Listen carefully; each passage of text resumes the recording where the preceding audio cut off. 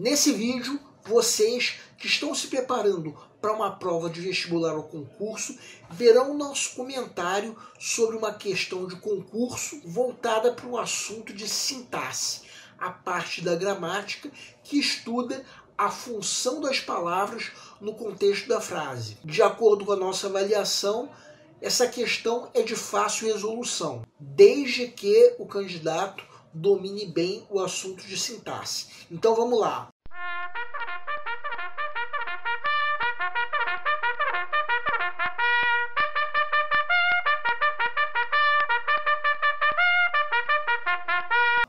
Olá pessoal, eu sou Pedro Grandão, professor de língua portuguesa formado pela PUC do Rio de Janeiro.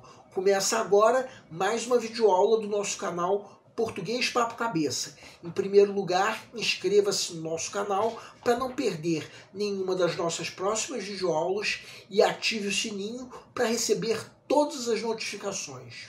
Quem tiver qualquer comentário, elogio, crítica ou mesmo reclamação sobre as nossas videoaulas, pode nos escrever através dos comentários ou, se preferir, da nossa fanpage do Facebook.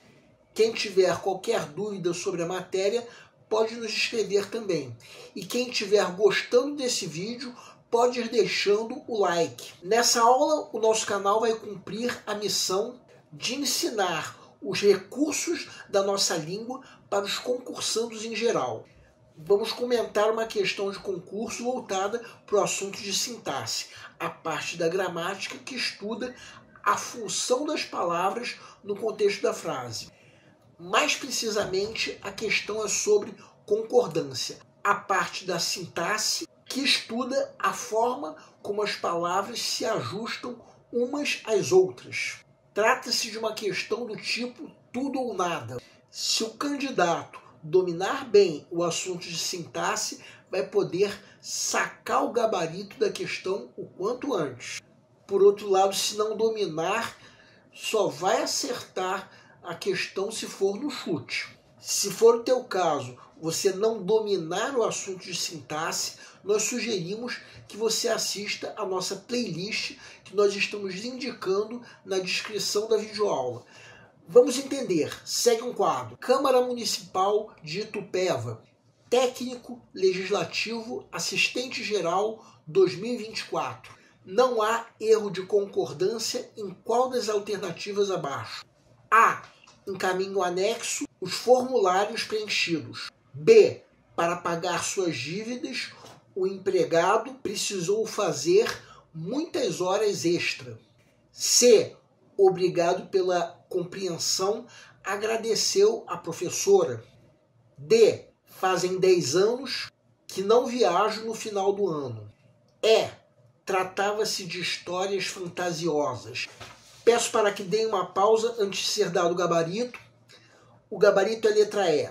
A pergunta do enunciado é: qual das alternativas não contém um erro de concordância? Vamos supor que você esteja na fase de pré-leitura da prova, a fase em que, de acordo com o método que nós já propomos em outra videoaula, o candidato está fazendo uma leitura prévia da prova como um todo, a fim de avaliar o grau de dificuldade de cada questão. Como eu já disse, é tudo ou nada. Como em qualquer questão, o candidato vai ler as alternativas na ordem em que forem apresentadas na questão, isso inevitavelmente. Essa é apenas uma das questões que o candidato tem para ler e avaliar o grau de dificuldade. Então, se ele dominar bem o assunto de concordância, quando chegar na alternativa E, ele vai notar que não ocorre nessa alternativa nenhum erro de concordância. Ou seja, se qualquer uma das outras alternativas deixar de apresentar erro de concordância, a questão pode ser anulada. Só que procurar erros de concordância nas outras alternativas é o tipo do processo que, pelo menos nessa fase, é desaconselhável. São muitas as outras questões que temos para ler e avaliar o grau de dificuldade. Também é verdade que, dependendo do domínio que o candidato tiver sobre o assunto de concordância, já vai poder sacar alguns erros de concordância em algumas alternativas. Vamos, por enquanto, marcar uma pequena seta ao lado da alternativa que nós julgamos ser o gabarito. Agora vamos supor que chegou o momento de se resolver mesmo a questão. Se alguém pensou que o C dessa frase é um pronome apassivador, se enganou. Afinal de contas, a voz passiva só acontece com verbos transitivos diretos. Mas o verbo tratar, quando tem sentido de fazer referência, é transitivo indireto, pedindo a preposição de. Então esse C não é um pronome apassivador, e sim índice de indeterminação do sujeito. Então esse verbo tratar tem um sujeito indeterminado. Se perguntarmos quem trata de histórias fantasiosas, é o tipo da pergunta que nós não saberemos responder simplesmente com essa frase. E se o sujeito é indeterminado, o verbo precisa ficar na terceira pessoa do singular, como de fato está. Agora vejam a concordância nominal dessa frase. O substantivo histórias é feminino plural, de modo que um adjetivo que se refere a ele deve estar no mesmo gênero e número, como de fato ocorre. Então essa alternativa já responde corretamente à pergunta do enunciado. Se alguma outra alternativa também responder, a questão pode ser anulada. Vamos então conferir, começando pela alternativa A. O adjetivo anexo está no masculino singular, mas deveria estar no plural, já que precisa concordar com o termo a que se refere. No caso, os formulários preenchidos. Duas possibilidades corretas seriam, primeiro, essa que acabamos de dizer, o adjetivo no plural.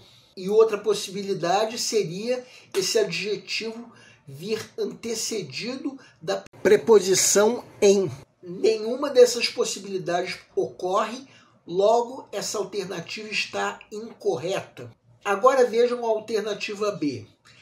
O erro de concordância, no caso, concordância nominal, está no trecho que estamos destacando em vermelho agora. O adjetivo extra deveria estar no plural, porque precisa concordar com o substantivo referido. No caso, horas. Mas isso não ocorre, então essa alternativa está incorreta. Agora vejam a alternativa C. A professora é feminina, logo deveria falar obrigada e não obrigado, como está nessa alternativa, que, portanto, está incorreta. A alternativa D pode enganar aqueles que não dominam bem o assunto de sintaxe. Para quem não sabe, vou explicar o seguinte. Um verbo que indique passagem de tempo, como o verbo fazer nessa alternativa, é impessoal, ou seja, não tem sujeito. Então, se o verbo não tem sujeito, deveria ficar na terceira pessoa do singular, o que não ocorre nessa alternativa, que, portanto, está incorreta.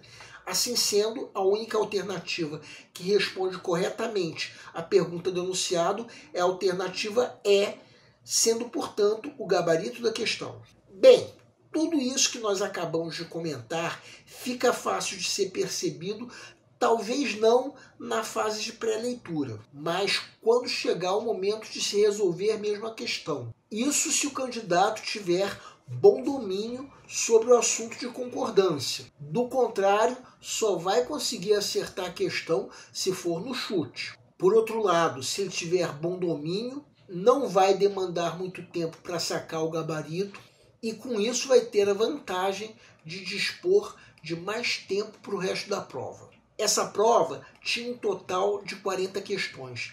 Apenas 15 delas eram sobre língua portuguesa.